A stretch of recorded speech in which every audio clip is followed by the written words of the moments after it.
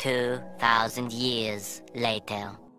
Hello mga idol, welcome back to my channel, at kung bago ka pa lang dito ikaw ay aking inaanyayahan na mag-subscribe, at pakiclick mo na rin ang bell icon para lagi kang nauuna sa mga bagong update at sa mga videong ina-upload ko. Balikan naman natin ang mga bagong update sa FPJ Batang Quiapo. Pinakilala na ni Ramon si Macang kay Don Julio at nakilala ni Rain ni Olga si Macang.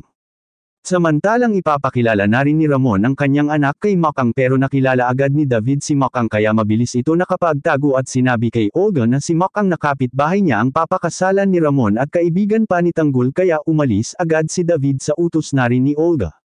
Samantalang umalis si Amanda sa lugar pinagtataguan nila Primo at pinuntahan ang bahay ni Augustus para iligtas ang kanyang mga magulang.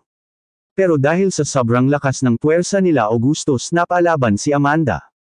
Mabuti na lang at dumating sila Primo at kasunod ni Rain sila Berting at Lucio para tumulong sila. Nakatakas naman ang mga magulang ni Amanda kasama ang kanyang mga tauhan.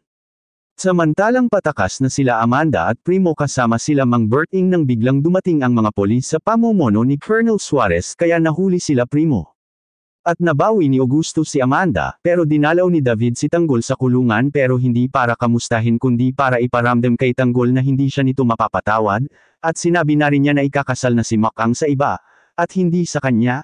Ano ang kahihinat na nila Primo Tanggol at Mang Berting ngayong magkakasama na sila sa kulungan yan ang ating abangan dito lang sa FPJ Batang Quiapo hanggang dito na lang, God bless you all.